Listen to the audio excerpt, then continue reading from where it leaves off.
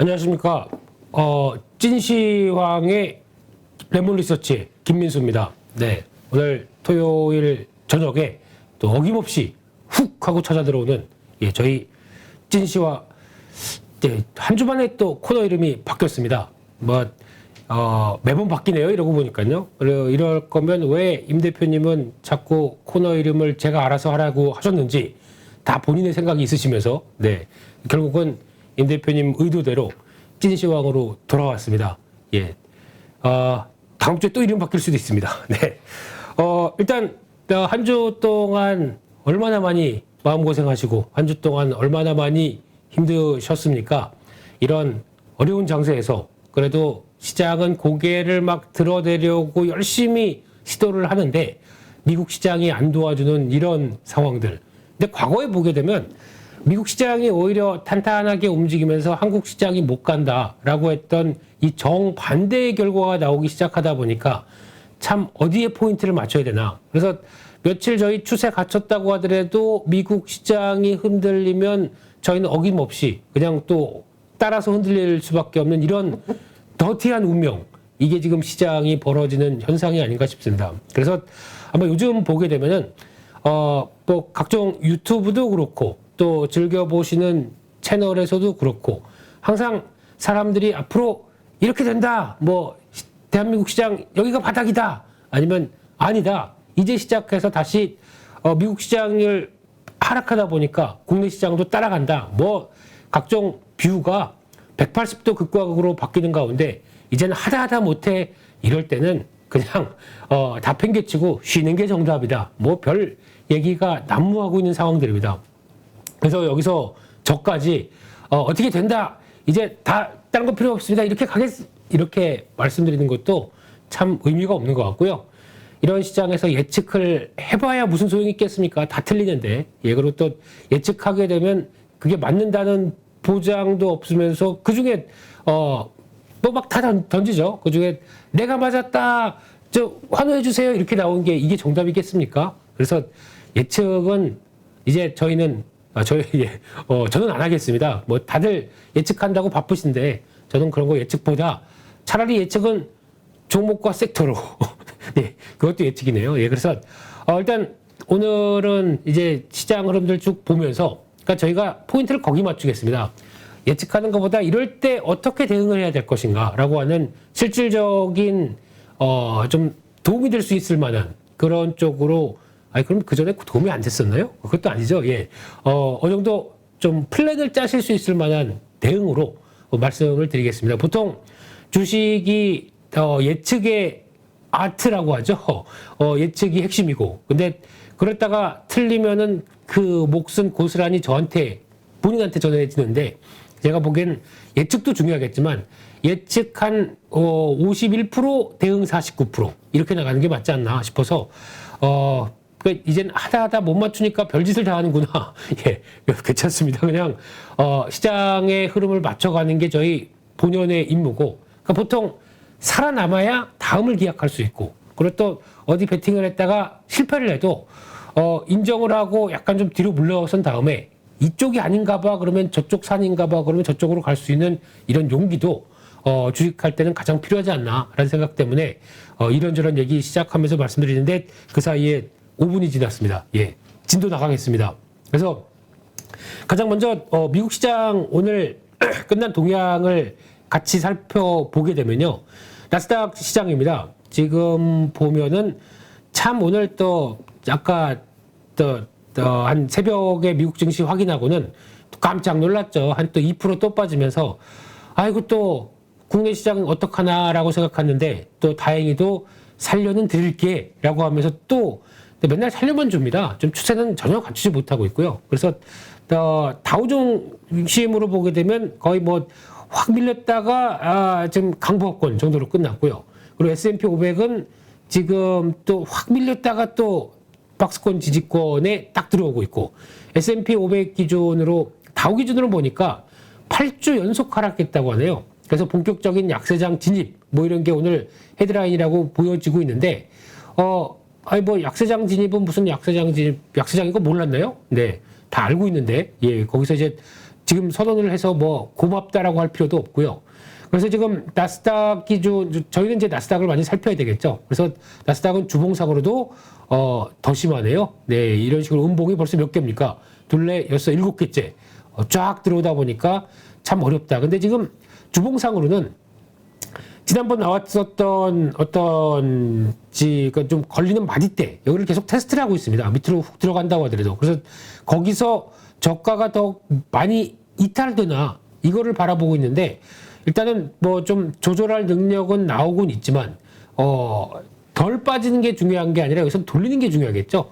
근데 그럴 때 또 하나 체크해야 될 게, 어느 정도 지금 저가 매수도 들어오느냐. 파는 것만 있는 게 아니라 저가 매수도 들어오냐. 이것도 확인해야 되는데, 저가 매수도 완전히 없다고 보긴 힘들지만, 그렇다고 이렇게 가장 좋은 거는 주가는 밀리는데, 거기서 걸맞게 이렇게 거래량도 같이 따라와 주는 게 상당히 중요할 텐데, 요게 아직은 좀 덜 보이는 듯한 모습들. 그래서 지금 이 패턴을 보게 되면 거래가 좀 살긴 삽니다. 근데 시원하게 살아서 여기가 바닥거래라고 얘기할 수 있을 정도가 아직은 아니란 게 조금 한계일 수가 있겠죠. 그래서 그런 부분들 일단 체크를 하게 되면 지금 기준으로는 이제 11,000대 지키려고 무지 노력을 하고 있네요. 근데 그러면서 이게 어느 정도 효과를 발휘해줘야 될 텐데, 이렇게 되면 또 공은 다음 주로 넘겨야 되겠네요. 네, 그런 쪽에서 지금 관점으로 보게 되면 11,900, 단기 박스권에서 나오는 저항권이죠. 그러니까 11,000에서 11,900 상당히 벌려놨고요. 추세에 대한 저항을 쭉 본다라고 하게 되면 또 마찬가지로 여기서 딱 들어간다 그러면 12,000 진입하기 전 가격대가 상당히 또 중요하게 나오게 되겠네요. 그래서 딱 나스닥은 하나 보이는 선은 11,900이 추세선과 박스권 상단부 상당히 중요한 때인데, 그냥 들어가게 되면 또 맞습니다. 이럴 때는 거래가 같이 늘어나줘야 됩니다. 이게 지금 핵심이고요. 그 정도까지 보고 다음으로 간다 그러면 또 뭐 12,000 이거는 뭐 12,500대는 이거 넘어가야 움직이겠죠. 그런 식으로 지금 패턴이 바뀌어 있다라는 쪽으로 봐야 될 것 같고요. 밑으로는 생각하지 마시죠. 저희가 뭐 계속 흔들려야, 그러니까 확인이 돼야 될 상황이기 때문에 밑으로는 그 11,000은 좀 지지해줬으면 이런 바람으로 또 봐야 될 걸로 보여지고 있고요. 네, 그러면 이제 국내 증시도 한번 체크를 해봐야 되겠죠. 그 국내 증시를 보게 되면 참 그래도 열일 한다는 생각을 듭니다. 네, 한국 증시는 그래도 갖은 풍파에도 불구하고 2,600 밑으로만 가게 되면 올라오겠다고 하는 의지가 상당히 잘 보여주는 뭐 대표적인 그냥 고맙죠. 그냥 이런 상황 쪽에서 미국 시장은 어느 정도 겪어내려고 하는 변화다 보니까 상당히 좀 탄력적으로 나오는 것 같은데, 이제 중요한 거는 저희의 딱 징크스가 있습니다. 이제 금요일 날까지 보통 보면은 주봉을 한번 볼까요? 주봉을 보게 되면 한 금요일 날까지는 좀 돌리려고 무지 노력을 많이 합니다. 많이 하는데 결국은 미국 시장이 못 따라온다 그러면 월요일 날 거의 대부분, 제가 기억하기로는 한 이달 3월달, 그러니까 2월 말부터 3월달까지 한두 번을 빼고는 거의 다 월요일 날 되면은 하락으로 끝나더라고요. 그럼 그때 보통 보면은 월요일 날 외국인들 포지션을 보게 되면 뭐 줄곧 선물 매도. 그러니까 즉 월요일도 아마 그렇게 보여집니다. 미국 시장 그냥 간신하게 버텼다고 하더라도 외국인들이 선물 매도가 그날 월요일날 나온다. 그것도 한 9시 반 정도쯤부터 선물 매도를 자리 잡는다. 그러면 그냥 오늘은 못 올라오겠구나 생각하는 게 마음 편하지만 속쓰린 이런 상황이 아닌가 싶은데요. 그래서 아마 이번에도 월요일도 똑같습니다. 그래서 이번에는 좀 다르지 않을까. 다르긴 뭐가 다릅니까? 또 항상 이틀 수밖에 없는 이런 운명들. 근데 보통 저희가 이번에도 이럴 거야 라고 생각하게 되면 글을 또 훅 치고 들어오는 변화가 나왔으면 참 좋겠는데, 그래서 또 마찬가지로 월요일도, 그러니까 요즘에 매일 아침에 체크하셔야 될 몇 가지 흐름들을 보게 되면 첫 번째 9시에서 9시 반 사이에 나오는 두 가지 데이터, 환율이고요. 원화 환율, 원달러 환율. 두 번째는 다른 것보다 외국인들이 주식을 사나 안 사나 별로 안 중요합니다. 외국인들 선물 동향입니다. 그러니까 9시 반 사이에서 외국인들이 딱 보고 있다가 특히 개인들이 어떤 포지션을 잡나 보다가 외국인들 선물이 따라가더라고요. 아주 좀 고질적인 토요일 날 저녁에 욕하면 안 되죠. 네, 근데 그런 쪽으로 나가기 시작하다 보니까 개인들의 반대 포지션과 함께 맞물리는 이런 현상들, 이것 때문에 흐름이 나오게 되면 두 번째는 외국인들 선물입니다. 이거에 따라 움직이고, 게다가 한 또 10시 반쯤 돼서 중국 개장과 함께 중국에서 이어지고 있는 위안화 환율, 이것 같은 경우도 같이 영향을 끼치기 시작하더라고요. 그래서 이게 여기서 9시 개장하고 10시 반까지 나오는 이런 몇 가지 데이터를 가지고 시장이 또 움직이는데, 거기다가 이제 또 나스닥 선물도 같이 또 영향은 또 끼치나요? 근데 그쪽보다는 벌써 여기서 자리 잡기 시작하게 되면 그거 가지고 하루 종일 또 흔들리기 때문에 그 흐름들도 계속 체크해야 될 것 같고요. 그래서 코스피 지수로 보게 되면 지금 흐름 쪽에서는 그냥 그렇게 생각하시죠. 2600 밑으로 가게 되면 뭐 언제든 좀 변화만 나오게 되면 다시 올라올 수 있겠다라고는 보는데, 당장은 올라오게 되면 지금 중요한 라인 중에 하나가 제가 말씀드렸던 게 2615입니다. 그러니까 즉 여기를 안착해야 다음 단계로 갈 수 있는 힘이 나오는데, 그게 위로 관통, 아래로 관통, 뭐 정신없이 나오다 보니까 무슨 의미가 있겠습니까? 근데 이런 상황 쪽에서도 일단은 그 위상을 들기 시작하게 되면 변화는 나온다는 거. 그리고 이렇게 되면은 또 이제 중요한 저항대가 나오는 게, 이렇게 되면 이제, 추세적인 저항과 함께 약 한 2670선 정도쯤이 가장 또 추세를 돌파해야 될 만한 선으로 바뀝니다. 그러면 쉽게 말씀드리면 이 정도에서, 지난번에도 보면은 이 검은색 선이죠.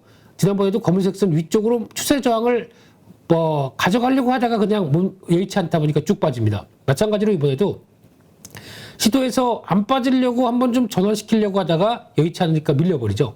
그런 게 몇 번 이어졌습니다. 그럼 이번에도 똑같이 아마 추세 저항을 들어오기 위한 가격대가 2670을 시도하면서 변화가 들어올 텐데, 거기서 이제 중요한 거는 안착하고 돌파하느냐. 예, 이거는 그때 흐름 따라 달렸죠. 그래서 이거는 그냥 저희 자생적인 힘보다는 미국 시장의 여러 가지 동향과 같이 연결될 수밖에 없기 때문에 그 정도다라고 생각을 하시고요. 그것도 마찬가지로 코스닥 지수를 본다라고 하더라도 똑같이 한 890선, 한 900선 정도쯤에 대한 저항이 나올 수밖에 없죠. 그렇기 때문에 이것도 같이 결부해 놓으시면서 이 정도가 저항이구나. 근데 이거를 하려면은 우리만의 힘으로는 좀 부족하다라는 쪽에서 근데 이 정도쯤 들어가게 되면 또 고민이 들어가겠죠. 그래서 지금 이 정도까지 들어가는데, 혹시나 저가 매수로 들어갔던 부분, 아니면 일단 물려 있었는데 이거는 도저히 시장 대비해서 좀 안 되겠다라고 하는 종목들이 있으면은 이런 때 좀 덜어낼 수 있는 흐름을 가져가셔야 되겠죠. 그래서 종목 갖고 있는데 이거는 도저히 안 될 것 같다는데 이거 언제 정리하지? 라고 생각했던 것들은 여기서 이제 추세 전환을 시도를 막 할 때 힘이 없어 보인다라고 하게 되면 그런 것들은 또 비중 관리를 해 놓으셔야 다음에 다시 흔들리거나 아니면 추세가 어떻게 될지 몰랐을 때 대응할 수 있는 현금들이 되겠죠. 그거는 한번 액션에 참고를 하시는 게 좋지 않나라는 생각으로 가고 있고요. 그래서 추세적인 흐름들을 좀 살펴봤습니다. 그러면은 이제 저희가 할 거는 이제 시황 관련된 쪽에서 조금 더 정리. 그러면 미국 증시 관련된 흐름들 쪽에서 지금 투자 심리는 상당히 위축돼 있구나. 이거 확인이 됐을 것 같고요. 그것도 지금 많이 나오는 게 연준 얘기. 그러니까 즉 연준은 지금 흐름이 저희가 보통 얘기하는 것처럼 연준이 뭘 주식시장에 대해서 해줄 것이다라고 생각하면 절대 안 되겠죠. 연준은 그냥 고용과 물가를 보면서 고용 괜찮다 그러면 물가가 이만큼 올랐네? 안 되겠다. 저거 잡으러 가자라고 하는 게 연준이죠. 그러면 저희 주식시장은요? 저희 경기는요? 예, 상관 안 합니다. 큰 생각 안 하고 그거를 오히려 감수하고라도, 그러니까 즉 차라리 그냥 그런 게 나오죠. 연준의 입장으로 보게 되면 이게 물가가 이만큼 높다 보니까 저거 잡으러 가겠어. 금리를 올려. 그렇게 되면은 금리가 올리는 거에 따라서 약간 자산 시장이 위축되겠죠. 그러면 자산 시장이 위축되면은 소비도 얼어붙습니다. 소비가 얼어붙다 보니까 소비가 얼어붙음에 따라서 나오는 위축들이 오히려 수요와 공급단에서 공급 라인이 발생한 부분들을 수요를 위축시키죠. 그러다 보니까 물가를 떨어뜨린다. 이게 연준이 지금 생각하는 약간의 액션일 수 있습니다. 그러니까 결국은 연준은 쉽게 말씀드리면 지금 주식시장이 좀 빠지는 걸 더 바라고 있는 거죠. 그렇게 극단적으로 말씀드리면 그렇게까지 볼 수 있는 건데, 그만큼 연준이 할 수 있는 것들은 그냥 지금 물가 잡기 위해서 다른 것들을 좀 안 보겠다, 팽개치겠다는 입장도 있습니다. 그렇게 되면은 물가 관리에 총력을 다하는데, 그럼 여기서 지금 미국 시장에서 미국인으로 봤을 때 가장 열받는 거는 연준은 뭐 그렇다고 자기 역할을 한다고 하는데 자기 역할을 못하고 있는 쪽이 딱 하나 있습니다. 미국의 바이든 행정부죠. 뭐 하고 있는 건지 모르겠다, 이런 불만들이 상당히 많고, 그러니까 지금 물가를 관리하기 위해서 연준이 할 수 있는 거는 금리를 통해서 잡을 수 있는 거는 한계가 있죠. 근데 나머지 뭐 공급 라인이라든가 아니면 또 지금 발생하고 있는 쇼티지라든가 이런 것들은 솔직히 행정부가 해야 될 역할들이 더 80%, 70%가 더 많습니다. 근데 그거에 대해서 만약에 진짜 물가가 이렇게 무겁고 좀 관리해야겠다, 그러면 명분이 뭐가 중요합니까? 중국과의 관세 협상, 이거 빨리 정리해서 해결해야 되겠죠. 그래서 지금 관세 장벽으로 이렇게 쌓아놓은 것들부터 해결하기 시작하고, 거기다가 물류 라인 관련된 쪽에서 이게 뭐 안 되겠다라고 하게 되면 행정적인 절차를 통해서 돌파를 해야 되겠죠. 근데 진짜 네, 이제 정치적으로 이제 남의 나라 것도 막 이렇게 하면 안 되겠지만, 네, 무능합니다, 솔직히. 네, 이런 것들도 안 하면서 그냥 가만히 뭐 하고 있는지 잘 모르겠지만, 네, 이런 것도 액션들이 들어가야 되겠죠. 그래서 지금 미국에 대해서는 뭐 이건 제가 얘기가 아니라 지금 나오고 있는 여러 가지 사설들을 보게 되면 미국에 대해서 신랄하게 비판하는 게 많이 나옵니다. 물론 영어로 나오죠. 물론 영어로 번역해서 들었죠. 네, 그런 상황 쪽에서 아마 지금 또 가장 많이 나오는 게 경기 침체 아니냐라고, 경기 침체가 가는 게 아니냐라고 얘기를 많이 하고 있는데, 아마 경기 침체로 가는 게 맞겠죠. 맞는데 지금 당장은 뭐 소비 같은 경우도 유통업체 실적 가지고 소비가 안 좋다는 거다라고 반영하는 거는 일단 말도 안 되고요. 그거는 해당된 유통업체의 입장이죠. 그러니까 소비가 만약에 진짜 타격을 받았다 그러면은 지금 뭐 타깃이나 유통업체들의 매출 자체가 확 줄었을 거 아닙니까? 근데 매출, 왜냐면 P와 Q의 관계 쪽에서 Q라고 하는 이 양적인 부분들이 타격을 받게 되면은 매출 자체가 줄었을 겁니다. 근데 매출은 그래도 유지를 하고 있다는 점은 아직 소비에 대해서 뭐 완전히 타격이 나왔다라고 보기는 힘들죠. 그렇기 때문에 이거는 진행 과정이라고 봐야 될 것 같고, 아직까지 OECD 경기 선행 지수도 미국은 돌아가기 시작합니다. 근데 여기서 많이 차지하는 것 중에 하나가 제조업 지표겠죠. 제조업 PMI, 비제조업 PMI가 즉 서비스업 쪽인데, 이쪽은 아직 견조하다 보니까 버티고는 있다고 하더라도 이게 또 언제든지 또 바뀔 수는 있다 보니까 아직 경기 침체 신호는 안 나왔습니다. 그렇기 때문에 만약에 이게 나오기 시작하거나 아니면 또 여러 가지 변화가 나온다고 하게 되면 아마 연준도 신경을 안 써, 그러면서 전륜질은 하겠죠. 근데 아직 그 정도는 아니다라는 쪽이다 보니까 오히려 강하게 지금 물가 관리에 총력을 하겠다, 이런 입장이고요.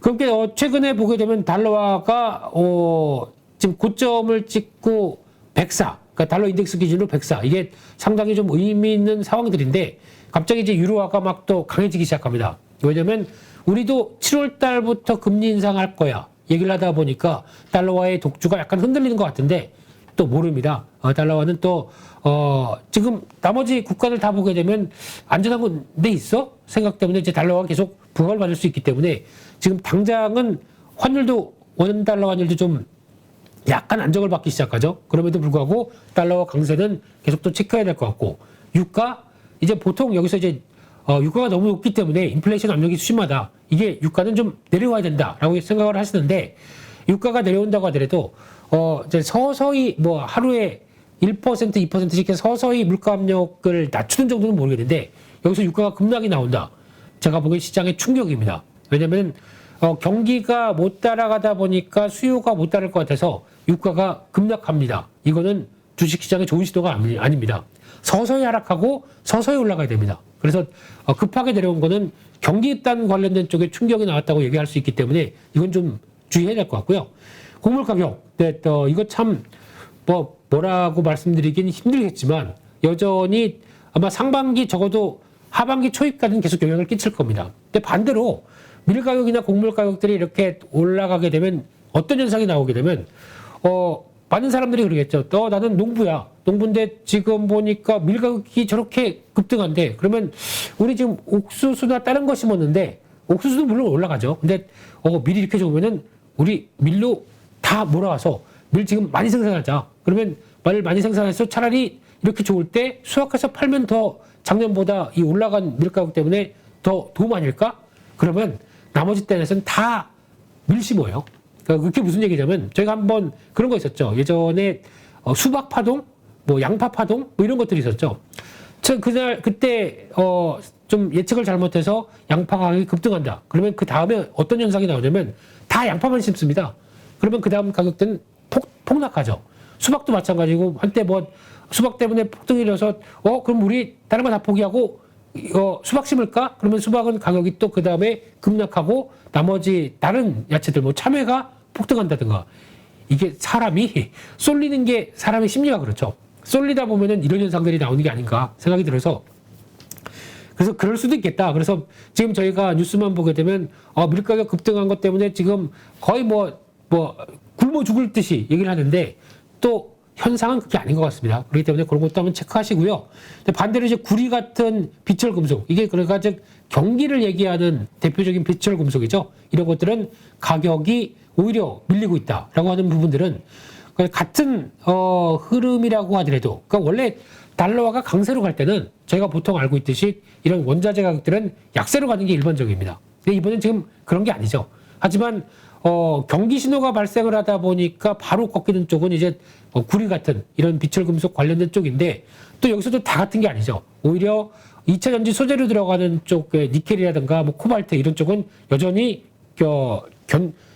최근의 동향보다는 장기적으로 보게 되면 꾸준히 고점권이다라고 하게 되면 이런 거는 또 다르죠. 그래서 이거는 약간 개별적인 요인 때문에 그렇다라고 봐야 되는데 이제 여기서 중요한 게 중국입니다. 이제 앞으로 중국을 어떻게 해석해야 될 것인가 보니까 시진핑 주석이 어디 편찮으시다는 얘기도 나오고 있고 왜 안 나오시느냐 뭐 얘기도 나오고 있고 보니까 지난번에 뭐 영상 중에 그런 것도 있더라고요.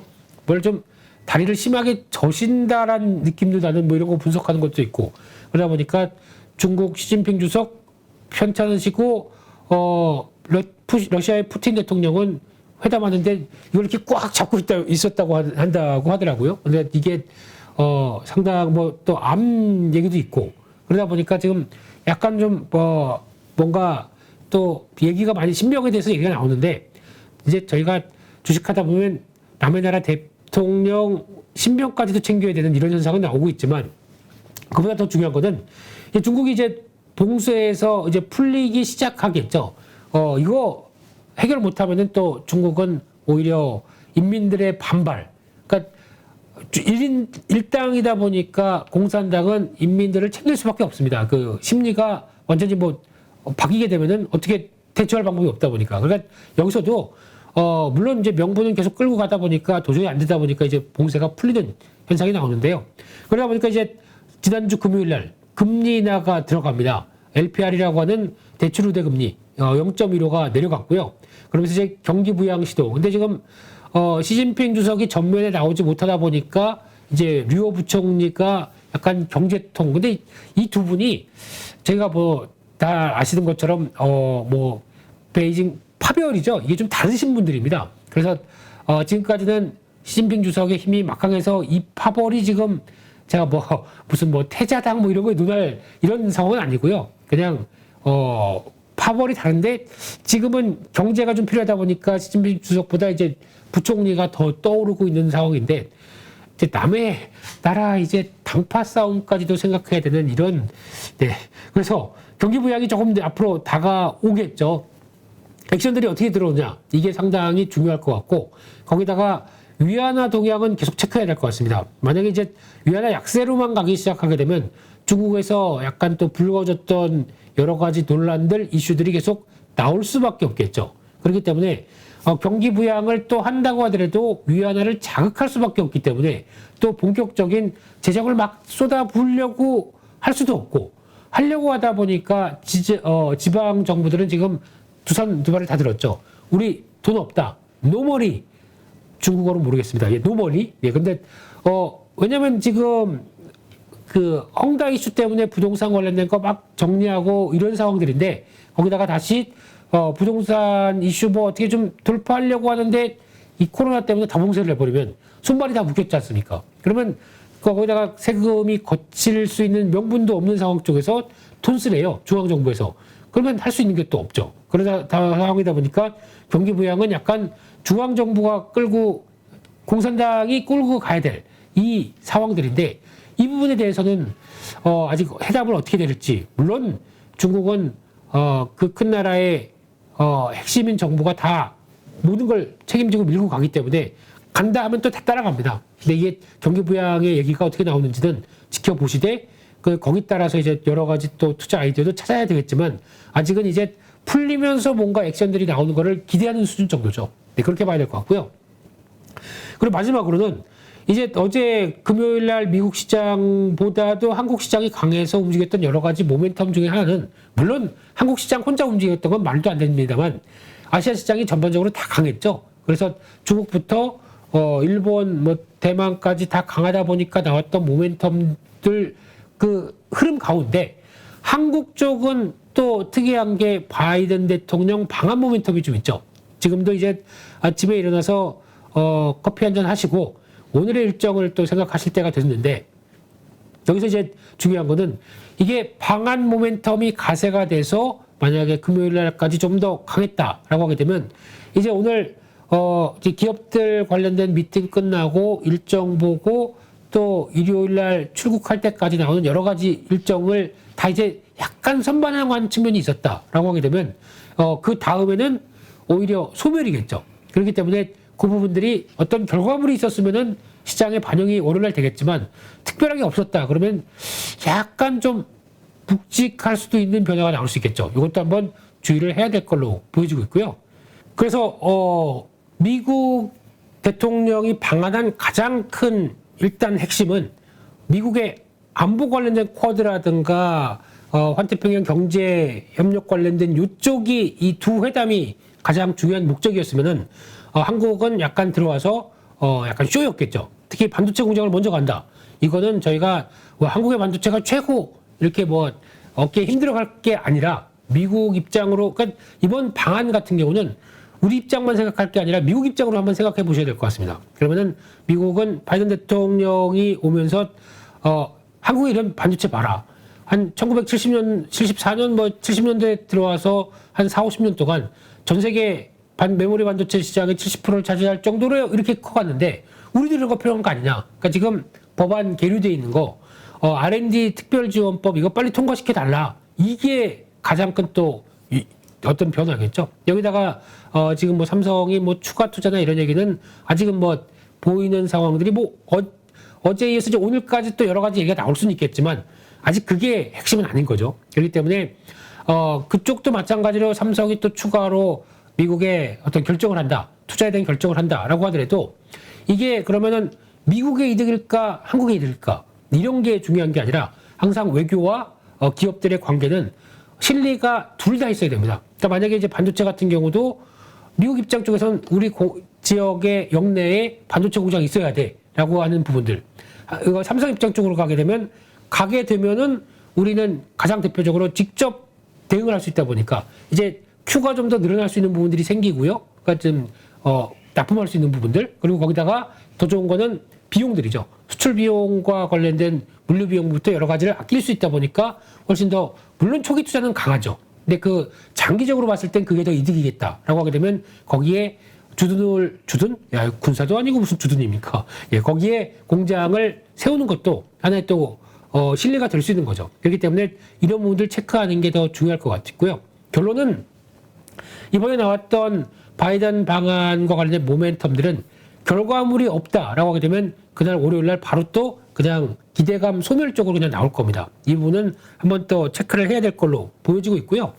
그래서 결론적으로는 지금 코스피 앞서 말씀드렸듯이 2670, 코스닥 890 약간 여기서 갈림길이 보일 겁니다. 그래서 안착하느냐 마느냐에 따라서 여러 가지 변화가 나올 것이고 그렇게 되면은 여기서 이제 중요한 거는 그런 시장이 약할 때 주도주가 예전에 주도주와 또 지금의 주도주가 바뀝니다. 그러니까 시장이 약할 때 시장을 끌고 가는 그러니까 시장이 약할 것 같은데 우리가 올라가니까 따라와 그리고 코를 딱 잡고 쭉 올라가는 이런 대표적인 주도주가 탄생하게 되는데 그게 이번엔 뭘까요? 라고 하게 되면 다 아시죠? 지금은 2차 전지입니다. 발음이 안 됐네요. 2차 전지 이쪽이 지금 시작을 한 겁니다. 그래서 보면은 아유, 뭐 이렇게 다 신고가가 올라왔는데 이걸, 저런 걸 추천하고 있더니 저런이라고 하실지 모르겠지만 시장이 만약에 이게 주도주로 가기 시작한다라고 하게 되면 이 지금 신고가가 나중에, 또 6개월 뒤에 가게 되면 아유, 그때라도 샀어야 되는데 할 수 있는 가격이 될 수도 있는 거죠. 이게 주도주가 맞다고 하게 되면. 그렇기 때문에 시장이 약한데 지금 시장을 끌고 가는 주도주가 지금 나오고 있다는 점들, 그리고 또 이 주도주가 이어가는데 나는 그쪽이 전혀 없다라고 하게 되면 이제 내 보유 종목에 대한 고민도 필요하겠죠. 근데 내 종목들은 다 성장주 개념들이고 이거 가네마네하고 있어서 한 30% 하락해 있는데 고민하고 있다라고 하게 되면 이게 지금 어떤 액션이 필요한 것들이겠죠. 그래서 그러면 지금 쉽게 말씀드리면 어떤 추세 저항들이 아까 말씀드린 2670전에서 2700 사이 정도가 좀 돼 있는데 여기서 시장을 못 따라갈 종목이다라고 하게 되면 그거는 아닌 거는 정리. 시장에 맞는 종목으로 가는 게 저희 트레이더들이 그리고 또 시장 참여자들이 해야 될 가장 첫 번째 목적이다라고 하게 되면 그런 것들도 챙겨보는 게 중요한 전략이 아닐까라는 쪽에서 거기는 좀 고민이 필요할 것 같습니다. 그래서 그때 고민들 저희 바리로 모니터에서는 여러분들의 고민과 함께하는 네, 혼자 하려니까 이상하네요. 네, 받쳐주셔야 되는데 네, 그래서 그렇게 보시면서 좀 액션도 필요한 때가 이제 다가오고 있다라는 쪽도 체크를 해보셨으면 좋겠습니다. 그래서 여기까지 해서 시황 관련된 얘기들 쭉 말씀드렸고요. 네, 시황이 뭐가 중요합니까? 종목이 더 중요하겠죠. 종목으로 가겠습니다. 이번 주 또 저희 8.15 모니터 라이브에서 오전에 말씀드렸던 내용들과 같이 정리를 좀 해보게 되면요. 이번 주 월요일부터 쭉 말씀드렸던 것 중에 하나가 영화 관련주 얘기를 드렸었죠. 그래서 대표적으로 CJ, CGV 이거는 만약에 변화가 들어오게 되면 흥행하는 영화에 따라서 좀 바뀔 수 있겠다. 지금 추세가 좀 단단하죠. 그래도 조금 이거를 뭐라고 말씀드려야 되나, 강하진 않은데 어느 정도 안착된 변화에서 다음을 좀 기약하는 수급도 기관 쪽에서 살살 좀 들어오고 있는 이런 상황이다 보니까 범죄도시2가 그래도 좀 흥행 쪽으로 가닥을 잡는 것 같아요. 근데 이제 후속작들 나오면서 영화관 그래도 한 번은 가봐야지 이런 변화가 나오게 되면 그나마 요즘 리오프닝 쪽에서 되는 종목들 거의 없는데 또 의외의 종목 쪽에서 탄생을 하나. 일단 추세 잘 보시되 요거는 여기가 이탈되면 안 됩니다. 25,400원 지금 딱 기준으로 봅니다. 요게 이탈되면은 추세가 또 무너지는 쪽에서 반대로 나가겠죠. 그러니까 아직 거래도 강하지 않고요. 그래서 제가 위로 가는 건 제가 말씀 못 드리겠는데 주의해야 될 점 25,400원이 이탈된다라고 하게 되면 요거는 관리를 좀 하셔야 된다라는 쪽도 말씀을 드리고 싶고요. 두 번째로 중소형 철강주 이쪽은 보니까 대표적으로 뭐 문배철강 뭐 이런 종목들 또 바이든 대통령 온다고 그래서 약간 중소형 테마 쪽으로 움직이는데 제가 누누이 강조드렸듯이 이번에 와서 철강 관련된 합의할 가능성은 쿼터제 A 할 가능성은 전혀 없습니다. 전혀? 네, 너무 강했네요. 요만큼은 이 가능성이 있겠지만 별로 없습니다. 그래서 이거는 혹시나 철강주가 기대감 때문에 움직일 수 있는데 움직이게 되면 그때 그냥 팥이라라고 하는 쪽에서 약간 파란색 쪽의 개념들을, 그러니까 주초에는 빨간색 하지만 올라오게 되면 정리하시라는 말씀을 드렸는데 마찬가지로 중소형 철강주 강하게 움직였지만 다 꺾이는 모습들이 나오죠. 그래서 이거는 그냥 기대감만 반영됐다라는 쪽으로 보시면서 매도 쪽으로 가는 게 좋습니다. 그리고 이게는 솔직히 이런 우리 중소형 철강수의 80~90%는 다 어떤 역할을 하냐면 포스코의 대리점 역할, 아니면 포스코에서 물량 띄워왔다가 그걸 가공해서 그 다음에 납품하는 뭐 코일이나 뭐 선반 뭐 이런 쪽을 만드는 회사들인데 이게 마진이 있으면 얼마나 있겠습니까? 그렇기 때문에 한계된 쪽 가지고 기대감을 높이는 건 이게 무슨 관세랑 관련해서 무슨 영향이 있습니까? 이게 내수용인데요. 수출용도 아닌데 그럼 수출용을 생각해야 되겠죠. 수출용 관련된 종목들이 움직이는데 왜 이런 종목들이 움직이는지 참 시장 보고 있으면 약간 테마가 움직이는 게 뭐 비이성적인 게 상당히 많습니다. 옛날에 또 그런 것도 있었죠. 갑자기 기억났는데 싸이가 빌보드 차트 막 1위하고 그때 강남스타일 이거 막 나가기 시작했을 때 그때 싸이 아버지 종목 디아이였죠. 이거 막 올라가는 거 보고 아니 싸이가 잘 나가는 거랑 반도체 장비 회사 디아이랑 무슨 상관이 있습니까? 네, 이런 것도 시장에서 벌어지는 비일비재한 상황들입니다. 그렇기 때문에 그러니까 저희의 판단은 잘 대응하셔야겠죠. 이게 직접적인 수혜가 되느냐 안 되느냐에 따라서 계속 갈 것인가. 직접적인 수혜 되는 것 가지고도 이렇게 고생하는데요. 뭐 다음에 네, 그만하겠습니다. 예, 좀 이따 말씀드리고요. 두 번째 반도체 소재 관련된 쪽들 좀 언급드렸었는데 첫 번째 그때 나왔던 것 중에 그래도 지금 강한 쪽은 한솔케미칼이다라고 볼 수 있는데 한솔케미칼은 쉽게 말씀드리면 이거는 반도체 소재뿐만 아니라 디스플레이 소재, 전자 소재, 2차 전지 소재, 대표적인 실리콘 이제 막 커가는 음극재 쪽도 들어가기 시작하죠. 그러다 보니까 다 수혜다. 근데 단기적으로 좀 올라 있습니다. 그렇기 때문에 이 자리는 쫓아가는 자리보다 약간 가격들이 한 25만 원대 중반대 정도, 그러니까 즉 26만 원대 밑에 25만 5천 원대 정도까지 내려와야 좀 대응할 수 있다는 쪽으로 봐야 될 것 같고요.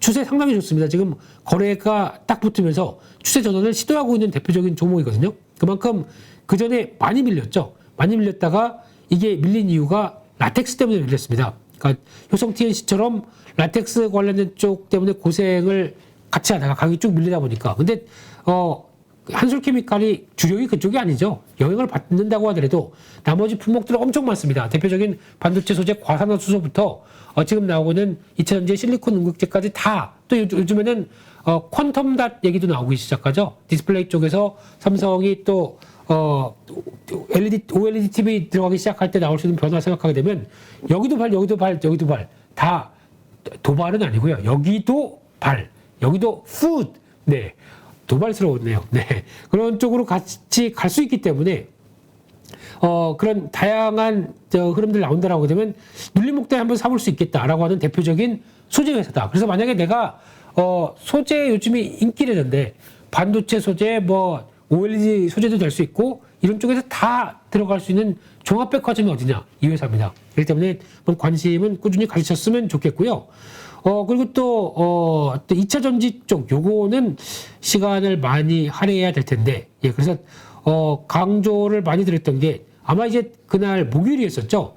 목요일인데 말씀드렸던 게 왜 그 LNF 같은 경우도 이런 날 말씀을 드려야 되느냐. 그러니까 추세가 쭉 맞춰졌고 특히 잘 보시게 되면 LNF인데 여기 중요한 지지권 쪽에서 한 번, 두 번, 세 번 발판을 안 빠지게 해가지고 발로 딱딱딱 밟고 있습니다. 그러면 다음엔 점프해야 되겠죠.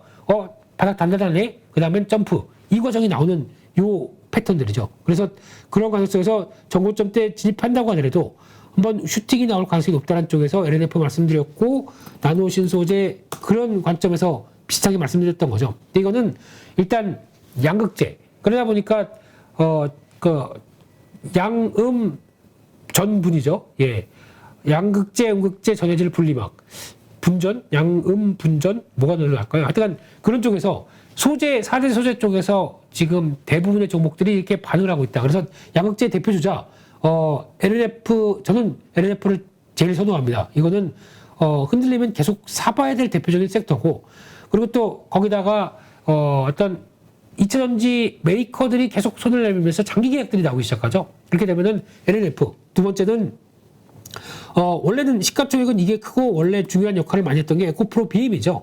그래서 이쪽도 가긴 가지만 약간, 최근에 나오는, 영역 확대와 함께 거기서 수주가 계속 손잡기 시작한다라고 하게 되면 훨씬 더 LNF가 잘하고 있기 때문에, 근데 그거를 이제, 시총 1위지만은 뒤늦게 따라가는 쪽이 에코프로 BM이죠. 그래서 지금 왜 이쪽을 강조를 드리냐면은 2차 전지 쪽이 뭔가 변화가 될 수 있겠다. 지금 대표적인 시총 상위 종목들을 코스닥으로 본다라고 하게 되면 지금 보시게 되면은 에코프로 BM 1등, LNF 2등.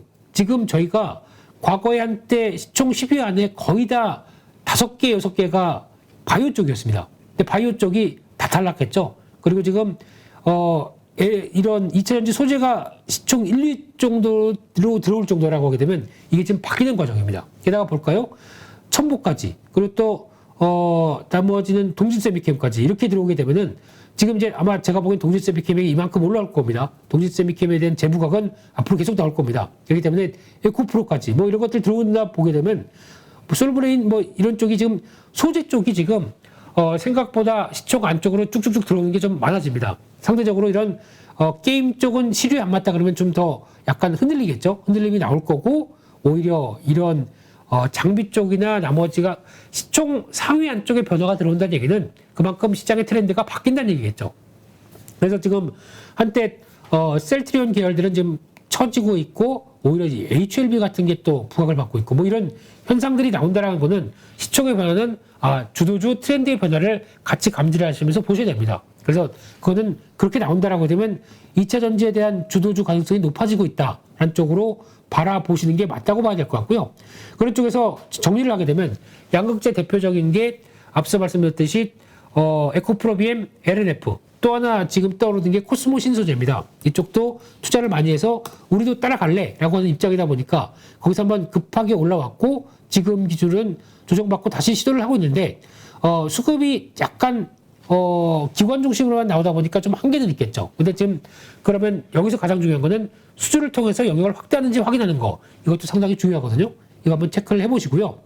또 하나 그러면 음극재가 있겠죠. 음극재 대표 주자. 근데 지금 그냥 음극재라고 보시면 안 됩니다. 앞으로는 그러니까 보통 음극재 하게 되면 저희가 양극재, 음극재 다 하는 포스코 케미칼이라고 얘기를 하실 수 있겠지만은 포스코 케미칼 좋죠. 또 공매도 때문에 시달리고 하다가 좋죠. 좋은데 제가 보기에는 이쪽은 포스코가 붙어서 나오는 이미지에 걸맞지 않게 좀 수주 관련된 게 좀 약하지 않나라는 쪽이고 좀 이 소재업체 쪽에서 가장 좀 비싸다고 생각합니다. 그러니까 밸류가 좀 비쌌기 때문에 그런 것들이 좀 해결이 돼야 될 텐데 제가 보기에는 그래도 관심은 그러니까 다른 종목들이 가는 거에 비해서 소재업종 대비해서 못 갔다 그러면 관심을 가져야 되겠지만 일단 둘 다 하는 강점이 있는 반면에 투자할 금액도 더 많겠죠. 그리고 거기다가 증설 완료되는 거 확인하고 수주가 나와야 되고. 근데 이게 좀 약하다는 게 하나의 한계다라는 쪽에서 그래도 고른다고 하게 되면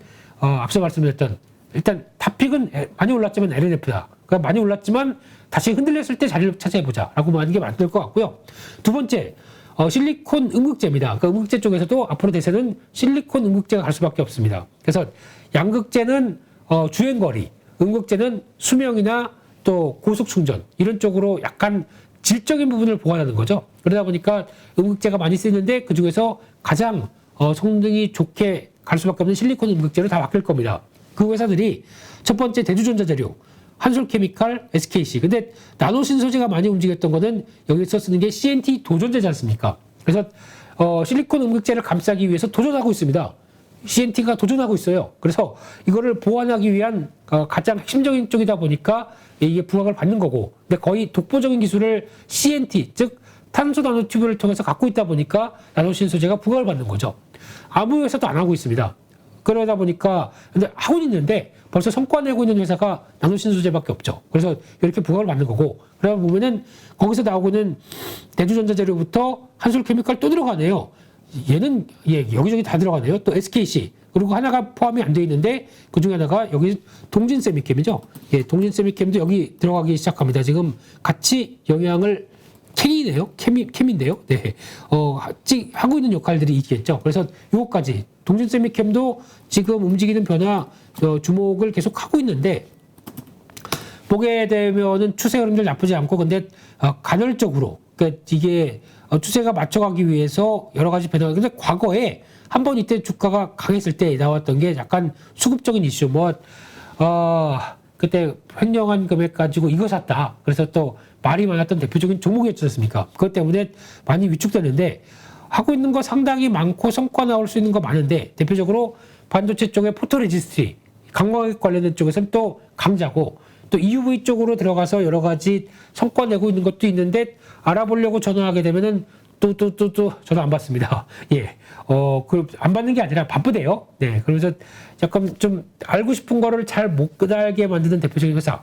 애널리스트들이 방문해가지고 여러 가지 물어보게 되면 죄송하지만 회사의 경영 원칙상 말씀드리기가 좀 힘든 부분 이렇게 나온다고 합니다. 그래서 그렇다고 네, 주가 관리를 하여튼 그렇다고 얘기를 하고 있고요. 거기다가 또 저는 이 관련해서 또 노스볼트와 장기 계약 맺은 부분들도 충분히 앞으로 역할을 많이 하겠다. 이런 쪽으로 보게 되면 아마 이런 회사들은 할 역할이 많을 것 같고 SKC는 거기다가 또 투자하는 거 많죠. 동막부터 들어가고 있는 실리콘 음극재까지. 그래서 하나만 고르라 라고 하게 되면 대주전자재료가 많은데 또 많이 올랐죠. 많이 올랐기 때문에 한번 또 대응 필요할 것 같고, 더 중요한 것도 중에 하나 2차전지 장비도 이렇게 다들 증설을 한다고 하게 되면 또 미국 가서 공장 세우게 된다고 하게 되면 공장 외에 장비가 들어가야 되겠죠. 그러니까 장비 업종들도 한번 잘 살펴보시는 게 맞다라는 쪽에서, 그래도 지금 성과 나오고 있는 대표적인 회사 PNT다. 그리고 또 양극재, 음극재 모두 다 열처리 장비 들어가는 게 원준이다 라는 쪽도 이것도 적어놔야겠네요. 원준도 계속 관심 있게 봐야 될 것 같고요. 그렇고 코인테크 정도, 코인테크도 지금 성과 나오면서 움직이는 변화 보게 되면 흐름들 맞춰가기 시작하죠. 그래서 이런 모습들 쪽에서 나온다라고 되면 장비 쪽도 의외로 좀 늦지만 2차전지 관련된 쪽에서 같이 따라갈 수 있겠다라고 볼 수 있을 것 같고요. 그래서 개인적으로는 이제 개화되고 있는, 그러니까 즉 음극재, 그냥 음극재가 아니라 실리콘 음극재를 통해서, 그리고 또 앞으로도 여기에 들어가는 이제 많은 첨가재들이 나오기 시작하면서 또 성능을 좋게 한다. 그래? 그러면 보통 보면 또 우리 그럼 그쪽으로 가야지. 그러면서 또 여러 가지 변화가 나올 수 있는 쪽이 이쪽이다 보니까 이를 챙기는 게 맞겠다라고 봐야 될 것 같고요. 그래서 2차전지 쪽은 좀 강조를 드렸습니다.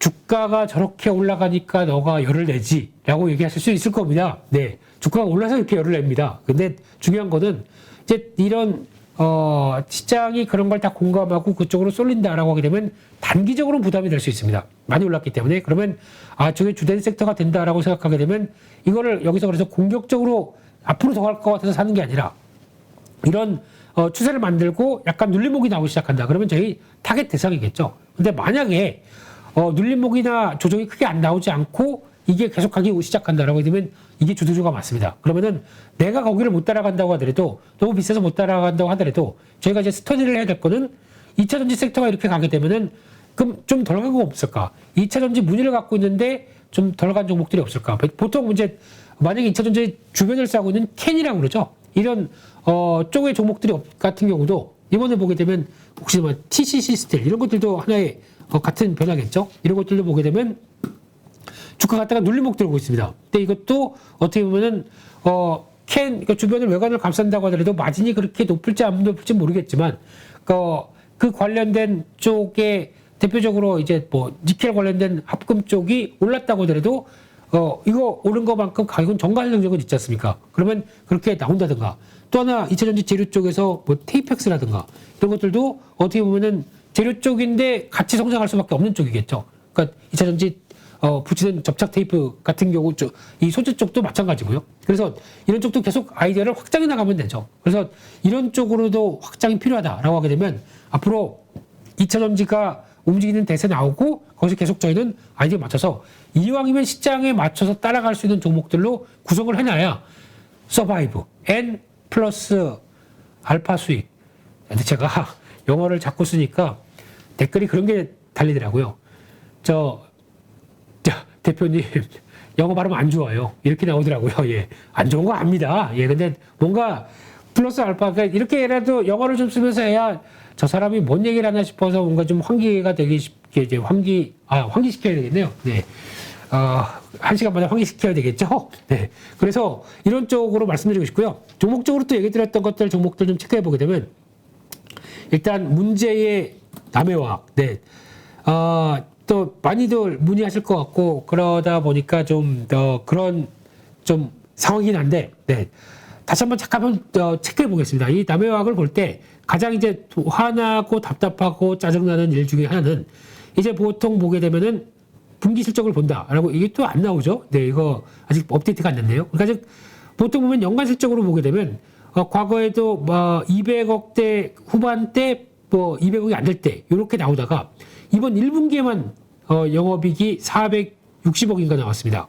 그러면 지금 기준으로 보게 되면 2년치 나올 게 1분기에 나온 거죠. 이 정도로 강력한 실적이 나왔습니다. 근데 시장은 피크아웃, 네, 그거 나온 거 하반기부터는, 그러니까 2분기부터는 안 좋아져 라고 얘기를 하다 보니까 이렇게 나오는데 과연 그럴까요? 그러니까 지금 대표적인 제가 보고 있는 성과를 본다고 하더라도 지금 4월 달이죠. 2분기 시작하는 4월 달만 하더라도 벌써 수출과 함께 단가를 합치게 되면 작년 동기 대비해서 188% 늘었습니다. 정확하게 보니까요. 그러니까 비료 전반적인 쪽으로 보게 되면 근데 수출의 대부분을 담당하는 건 남해화학이 가장 큽니다. 왜냐면 남해에 있는 화학이니까요. 남해에 있습니다. 네, 그러다 보니까 이게 가장 큰 성과를 보여주는 거 2분기도 변화가 없을 거고, 게다가 중국 비료 가격을 보게 되면 5월 중반대 기준으로 보게 되면 잘 안 빠집니다. 왜냐면 이 비료를 추출할 수 있는 석탄에서 암모니아 이 밸류체인을 보게 되면 가격이 안 밀리거든요. 그러면 비료 가격들은 거기서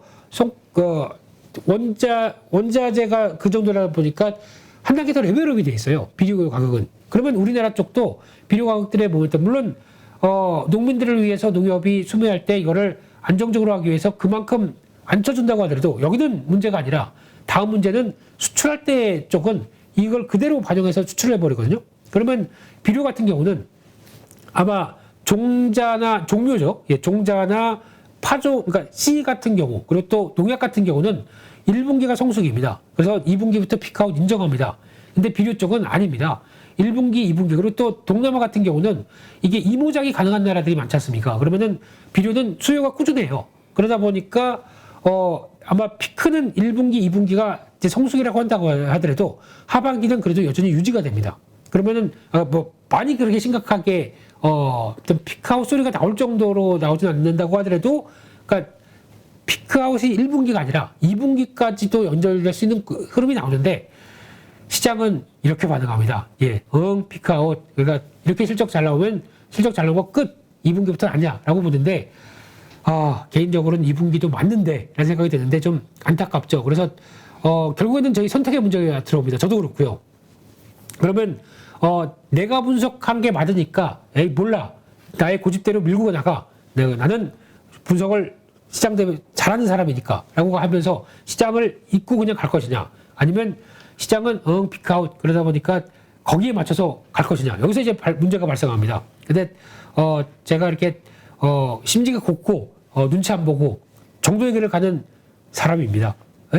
그렇게 된다고 하게 되면 무시하고 가겠죠. 하지만 지금까지 많이 매매를 해본 결과 시장의 보조를 맞추는 게 더 중요하다 생각하다 보니까 내 투자 아이디어가 맞다고 하지만 시장이 아니라고 하게 되면 굽힐 수밖에 없습니다. 이게 올해 서바이벌 해야 되는 입장이다 보니까. 그래서 말씀드린 거는 그때 수요일인가 목요일 날도 약간 좀 정리 입장 쪽으로 말씀드렸고 죄송합니다만, 네, 저도 한 90% 가까이는 정리를 했습니다. 예, 전 손절이죠. 예, 그렇게 좋게 보고 손절할 수밖에 없었던 이유는 시장 때문에 그런 거고 10%는 남겨놨습니다. 제 마지막 자존심이거든요. 이렇게 공부하고 찾아봤는데 거기서도 인정을 못하겠다라고 생각하는 부분들이 10%는 있습니다. 그러다 보니까 나머지는 정리해도 10%는 혹시나 제 자존심에 그거를 좀 회복하기 위한 뭐 하나라고 생각 들고 있는데, 그럼에도 불구하고 그러니까 중요한 거는 내가 맞다, 시장이 맞다. 그래도 시장이 아니라고 하게 되면 시장에 맞춰갈 수 있는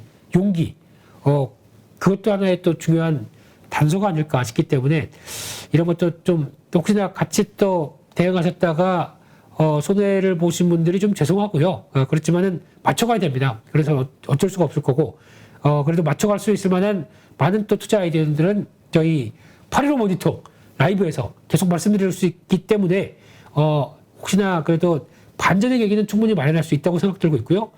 반전의 계기 몇 종목은 또 보였던 것 예, 계속 정진하겠습니다. 네. 그래서 지금 또 두 번째로 말씀드렸던 게 또 주초 인텔리안 테크 얘기도 드렸었죠. 지금 잘 안 빠지고 계속 추세가 맞춰갑니다. 흐름들 좋고, 또 바이든 대통령 출국할 때 일요일인가요? 보니까 그날 한국항공우주 방문한다고 그러죠. 거기가 마지막 기점으로 뭐 한다고 그러다 보니까 항공우주 모멘텀, 또 다음 주 가게 되면 한글과 컴퓨터가 우리나라 최초 민간 통신 위성을 발사합니다.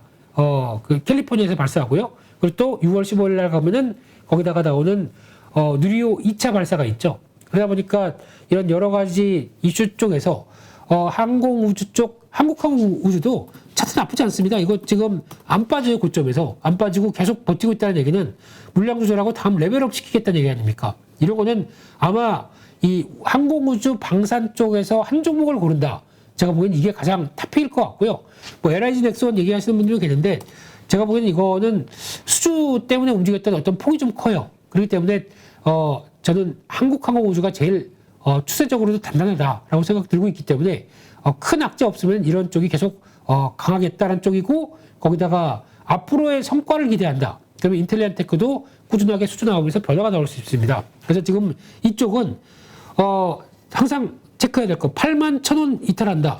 관리하셔야 됩니다. 약간 또 무거워질 수 있을 것 같고요. 하지만 이제 지금 9만 원대 안착한다 그러면 신고가 나올 수 있습니다. 그런 가격적인 관점 쪽에서의 동향은 한번 좀 체크하셨으면 좋겠고요. 한솔케미칼, 두산에너빌리티. 네. 갑자기 종목이 위로 갔네요. 네. 두산에너빌리티는 지금 만약에 이제 그런 얘기 드렸었죠.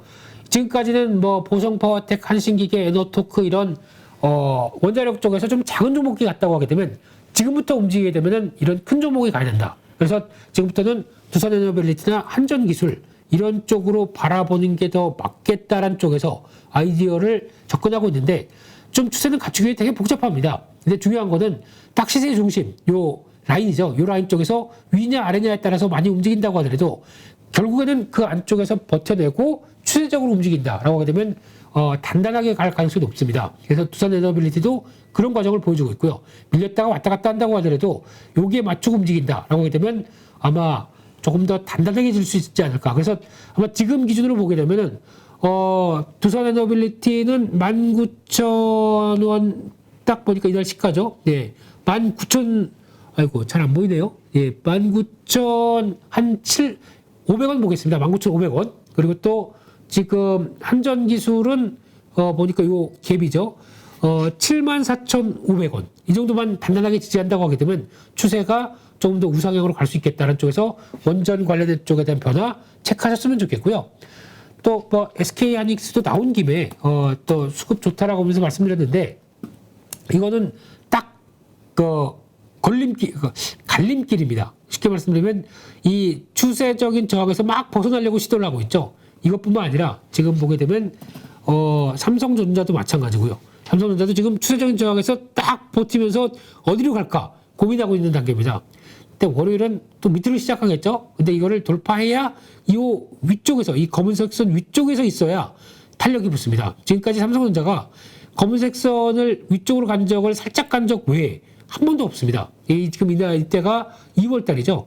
그 위쪽에 있었던 때가 한 번 있었던 게 지금 1월 달, 올해 1월 달 이후로 처음입니다. 지금요. 그래서 지금 이제 막 또 시도를 하고 있다 보니까 기대는 높죠. 이제 한 6개월, 5개월 만에 이거 안착해서 이 위쪽으로 가느냐 마느냐 이 추세에 대한 중요한 변화고 마찬가지로 SK하이닉스도 딱 그 단계, 전 단계다 보니까 근데 SK하이닉스는 좀 추세가 있다 보니까 그 위쪽에서 왔다 갔다를 많이 했었습니다. 그래서 좀 반대로 말씀드리게 되면 조금 가벼울 수 있다는 얘기죠. 가벼울 수 있다는 얘기는 주가가 탄력받게 되면 더 갈 수 있다는 얘기고.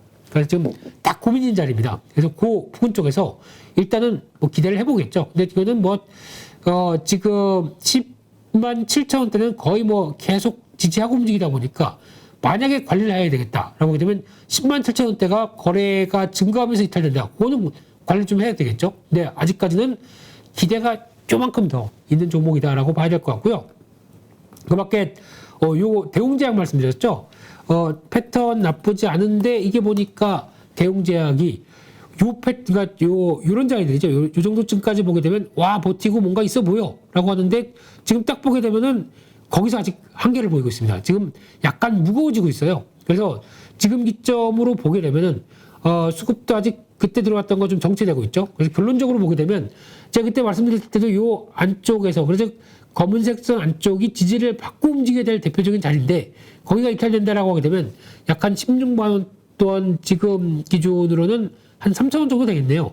여기가 이탈하게 되면 좀 무겁을 수 있습니다라고 말씀드렸는데 지금 기점으로 보게 되면은 아마 추세가 이탈될 가능성도 좀 높겠죠. 그래서 시도했는데 여기서 너무 오래 걸리면은 이거는 또 버티다가 밑으로 빠져버리면 안 되지 않습니까? 그렇기 때문에 이거는 약간 관리가 필요하다. 지지할 줄 알았는데 못 지지하고 좀 무너진다라고 할 수 있는 시점이 나올 수 있기 때문에 그거는 좀 체크를 하시면서 대응하셨으면 좋겠고요.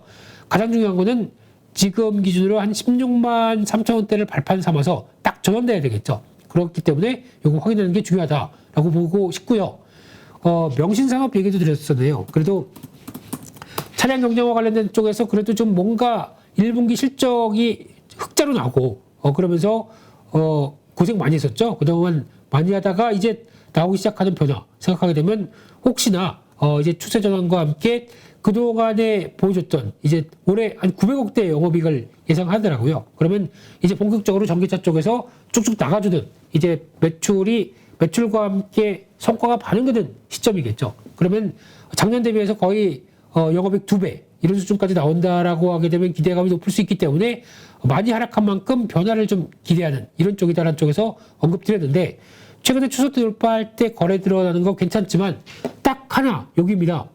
22,400원 여기 이탈하게 되면 또 추세가 밑으로 전환될 수 있습니다. 그러니까 제가 좀 손절가 비슷한 얘기를 좀 짧고 타이트하게 말씀드리죠. 왜냐면은 이거는 액션 아니겠다 싶으면 액션을 빨리 취하는 게 좋죠. 그렇기 때문에 그리고 또 지지해야 될 자리고요. 그래서 거기에 이탈된다라고 하게 되면 관리해야 될 때 지금은 일단은 추세에 맞춰갔기 때문에 브레이크가 아니라 엑셀을 밟을 때다라는 쪽에 대한 변화 한번 보시면서 대응하시는 게 맞지 않나 생각이 들고 있습니다.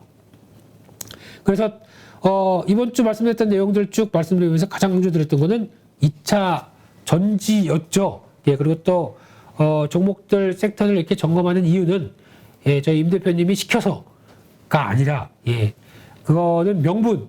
그래도 혹시 저희 815 모니터를 사랑해 주시면서 많이 체크하셨기 때문에 많이 또 참고하셨기 때문에 저희가 이런 것도 리뷰하는 것도 제 당연한 역할이고 해야 될 일이고 그리고 임 대표님한테 손목을 보호하는 방법이고 그런 여러 가지 의도가 있었습니다. 그래서 여기까지 해서 오늘 대부분 말씀드리는데 근데 다음 주부터는 그러려고요.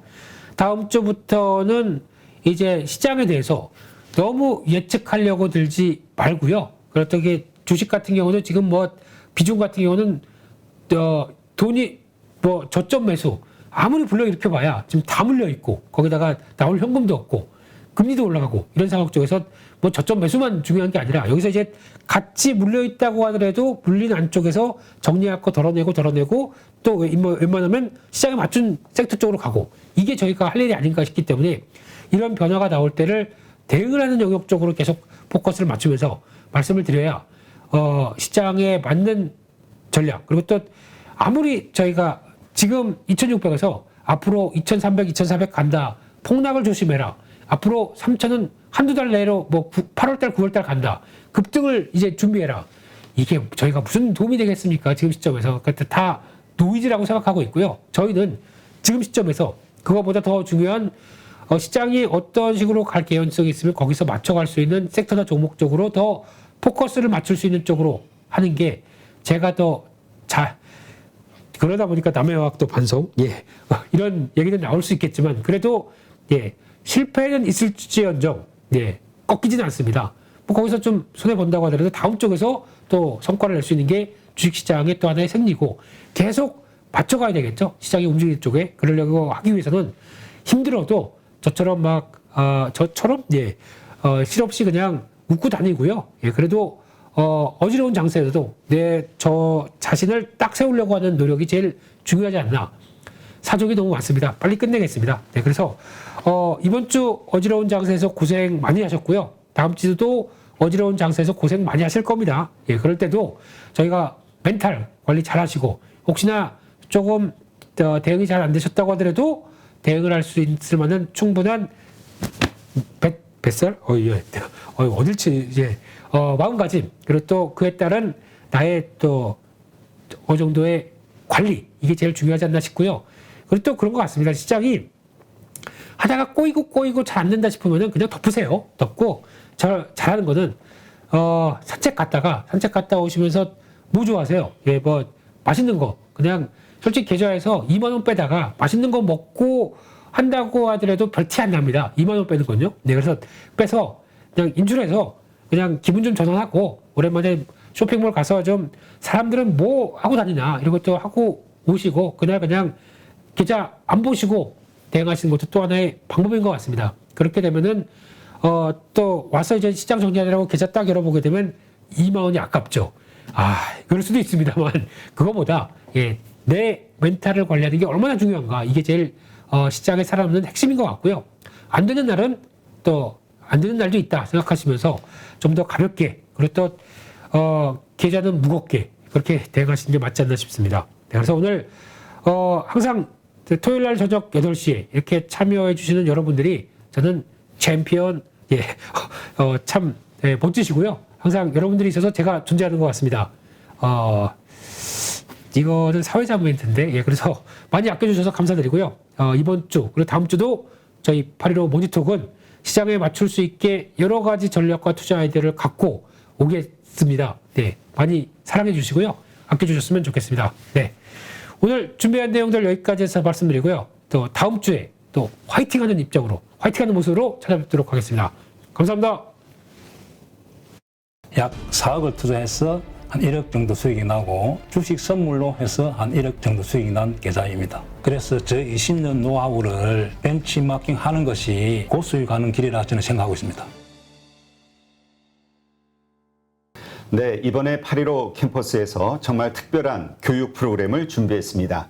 많은 분들이 고민하시죠. 어디에서 사야 되는지, 그리고 얼마에 팔아야 되는지, 이것을 몰라서 참 많은 돈을 잃는 경우들이 있습니다. 그리고 좋다고 생각해서 샀는데 결국 그 자리가 물리는 경우도 있고요. 그래서 우리 영상에서도 여러 번 소개해드렸던 공매도의 고수시죠. 물론 공매도뿐만이 아니라 일반 매수와 관련된 투자자로서도 상당한 수익을 얻고 계시는 분인데요. 그래서 이번에 김용옥 저자님과 함께 우리 많은 개인 투자자들이 실력을 높이고 어떤 시장 환경에서도 돈을 벌 수 있는 전천후 투자자가 될 수 있는 그러한 기회를 준비했습니다. 안녕하세요, 대표님. 네, 안녕하세요. 잠깐 말씀드렸지만 시장이 상승을 하든 그 다음에 하락을 하든 어느 쪽으로든 돈을 벌 수 있는 기술, 기법이라는 거.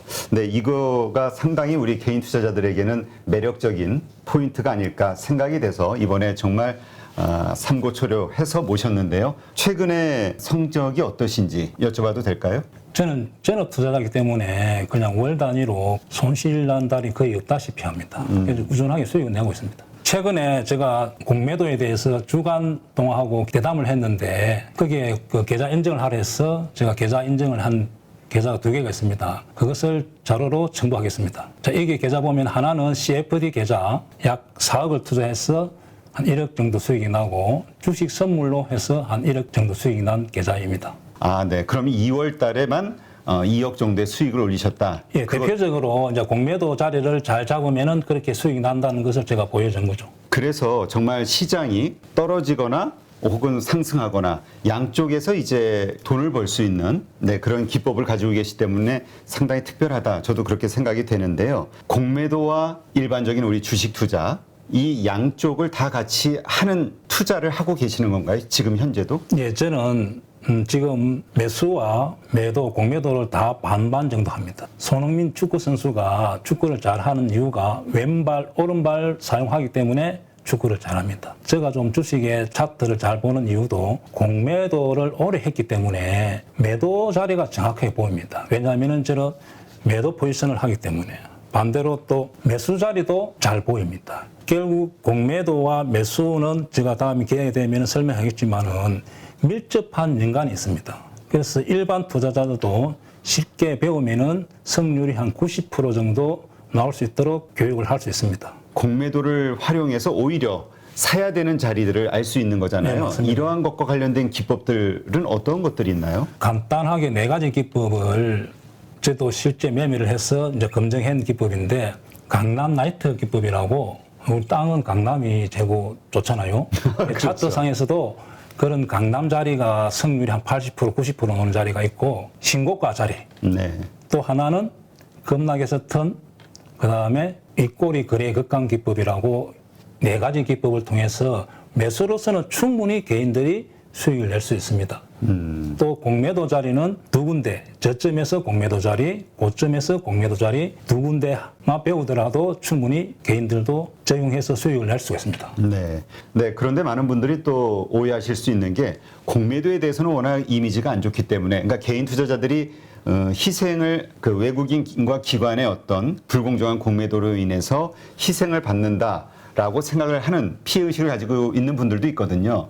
그러나 이 공매도에 대해서 명확하게 이해를 하고 있다면 공매도를 쳐서 돈을 버는 것도 가능하지만 공매도 치는 자리를 피할 수 있는 안목이 생길 수도 있는 거겠죠? 제가 이제 공매도를 안 하더라도 공매도 치는 자리를 알기만 하더라도 개인들이 매수를 실수 안 하기 때문에 계좌의 수익에 큰 도움이 됩니다. 네, 모든 주식 거래를 코스피 300, 그다음에 코스닥 200, 소위 우량주 중심으로만 한다라고 말씀하셨거든요. 거기에는 뭐 어떤 특별한 이유가 있을까요?